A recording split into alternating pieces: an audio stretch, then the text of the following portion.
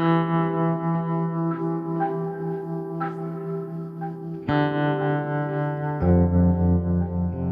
the early days, it was very dark. And there are some days that are still dark. I'm very, very fortunate. I have a strong support system. I have a wonderful job, a family who loves me. But make no mistake, this is a deep pain. This is an incredible loss. And I do worry for survivors that not everybody will make it. We know in many cases they don't make it. There was a Newtown parent who took his life. And there were Parkland, Jeremy, you know, yes. and Parkland students too. My heart is with all of us that we survive this. It is not fair to create this permanent underclass of people who have to do this. In addition to, didn't you say you have to go back to work next week? Yes. That's hard. Are you going back to work? Yeah. Yes. I just, you know, I did send my daughter back as well. You know, my dad, he raised me with a really big work ethic. I could just see him right now rolling his eyes at me for not going to work. Are you thinking, Stephanie, I have to get back to work? I have to get back to living my life? Are you thinking that? I think make things normal? For my daughter, for my kids, you know, she's been through so much. She was there. She was there, and I need to show her that, you know, unfortunately, somebody said it too, the world doesn't stop, it continues, and we're gonna carry that with us forever. You know, we're looking over our shoulder saying, oh, he should be there, but he's not. I realize she's got financial realities that, right? Bills don't stop because you lost a dad or a child. As a matter of fact, your responsibilities increase. I feel bad sometimes almost coming from the Sandy Hook community because the world stopped for me, and there are survivors who have to go back to work in a week. And there's an injustice in that too. And let's talk about the people who we never hear about in the everyday shooting in America, who if mom doesn't have to go back to work, she's gonna lose her job, right? And how does she feed her other kids? The whole El Paso has been just amazing and coming forward and helping us where they can. And everybody from funeral homes to florists to just regular people coming up and giving us a hug, everybody has been amazingly supportive in this process. But I do think there's the encouragement of El Paso strong, Dayton strong, Boston strong. How do you feel about that? It's a reminder, kind of. Everywhere we look in El Paso, I mean, I know it's support, it's encouragement, they're there, they're letting us know they're there, but it's like a reminder that this happened. Yeah. In the beginning, for me, it was, because I was new to Sandy Hook, so in the beginning it felt somewhat comforting. Oh, they haven't forgotten. But I think as the rest of us know, eventually people do move on and the bumper stickers fade. The consideration and the kindness goes away and you are left, I don't want to say alone, but there are no more parades and so you're just there with a faded bumper sticker going, does anyone remember? It is really, really wonderful to cheer El Paso strong or Sandy Hook strong, but it is even more helpful to us if that came with a commitment to lift us up forever, because we're not just grieving year one. I will grieve Anna until the day I die. And I'll grieve for my son, because he should have a sister. So it's not year one, and I feel like these rallies go on year one, El Paso strong, Isla Vista strong, and then we leave people without. So I hope, like my community, I know where I can go for support. I hope that you will always have spaces where they will love up on you. Sometimes people say that they don't know how to talk to someone who's been through this. We hear that as well. The reality is that we want, more than anything else, is I want to talk about Chris. You know, I want to tell people about him because his mom and I are what's left in the world of him. I just want to be with her. You know, that's really what it is. I want to be with her. Oh yeah. And I would, if I could, I would just say, I'm so sorry. You know, I'm so sorry you didn't get what you deserved. But I'll stay here for Isaiah and for Jimmy and for me and for the work that needs to be done. But I just want to be with her. Oh my God, I so feel that, Nelba, when you say, I just want to be with her. I just want to be with her. I have this It's hard to hear. beautiful, brown-skinned, curly-haired, perfect baby hair, smart, singing daughter. And I woke up one morning and I didn't have her. And again, I would encourage anyone listening to this, do not get helpless.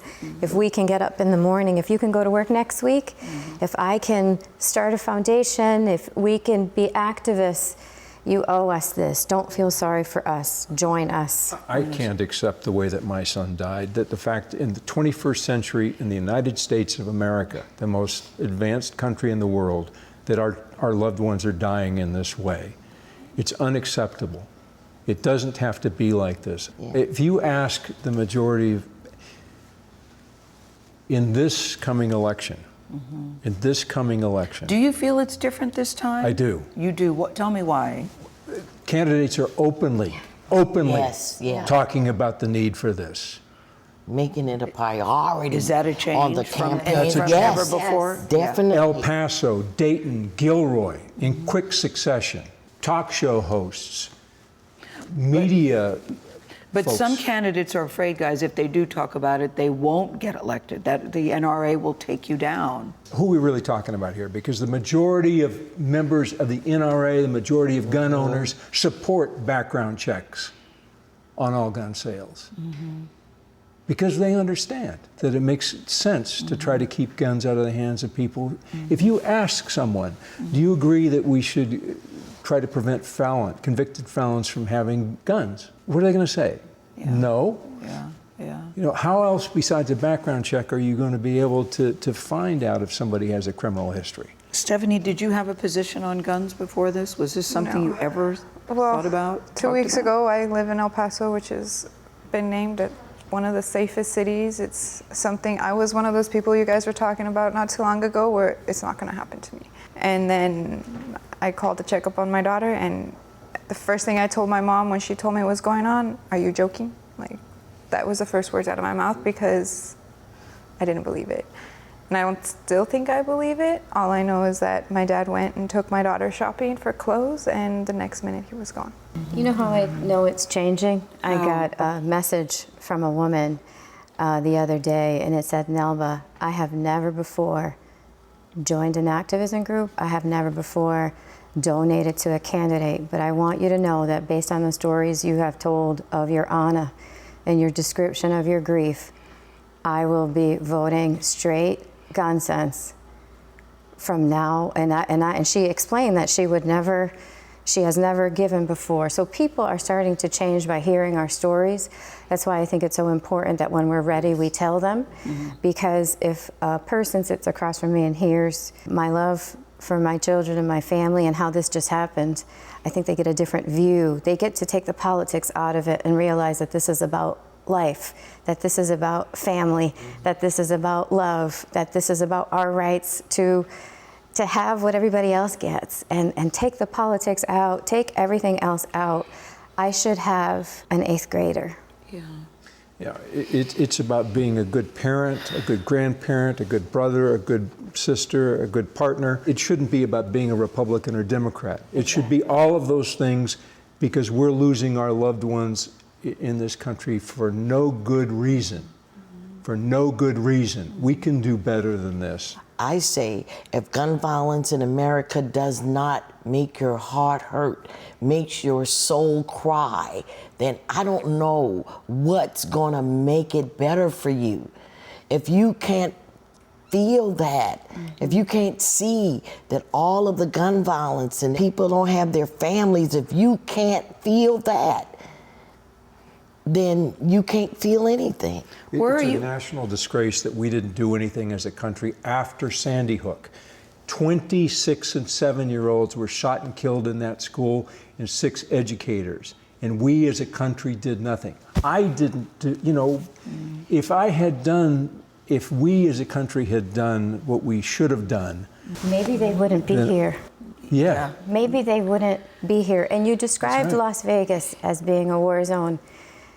And we were given the option of visiting the classroom. And one of the questions I asked was, where's the toilet? And the answer to that was, we removed anything that had been destroyed by gun violence. So if an industrial toilet was destroyed by the firepower. I'm going to let you finish the rest of that sentence, right? So, Because you're thinking, imagine what it did to the children. well, imagine, I only speak for my child. So we cannot, as a nation, say that is okay. Because I didn't sign a 6-year-old up for war. I signed her up for first grade. Neither those concert goers or the Garlic Festival or a Walmart. We have to address the injustice that we are visiting on American families. It's like a lotto. It's like a hell's lottery. We're deciding every day we don't do it, we're going to enter every American in a hell's lottery where if you lose today, you lose today. And that's not okay. I think How many times was Anna shot? Many. Many. Would you have wanted us to see that? Absolutely not. No. Her father and I, because it's an issue of consent, and these were minors.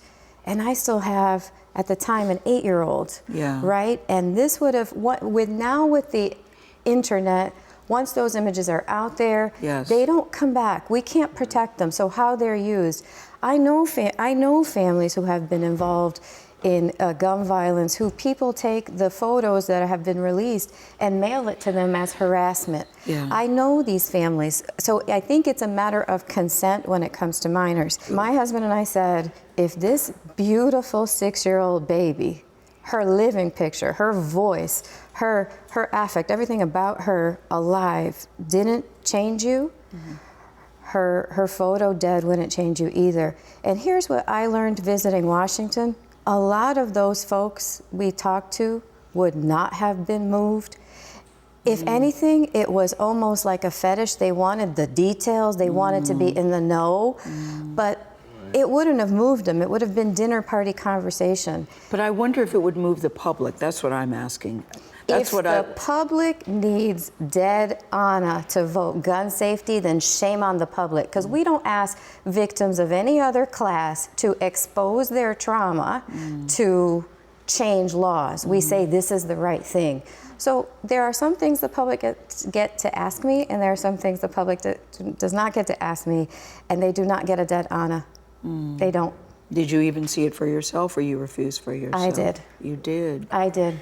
The fact that a did. 6-year-old is gunned down in her school with a weapon of war ought to be enough. Exactly. Really. Yeah. Exactly. Ought to be enough. And we have to honor parental consent because we know that two things that victims need to survive are a sense of safety and a sense of control. So that if we take that from them and say, not only are you going to be a part of this violent thing, but we're going to force photos out there, I think that could be damaging to some people. I think it should really be a family decision. Stephanie, kids could see it. I mean, once that stuff's out there, young kids could see it. It's out there. And that doesn't help.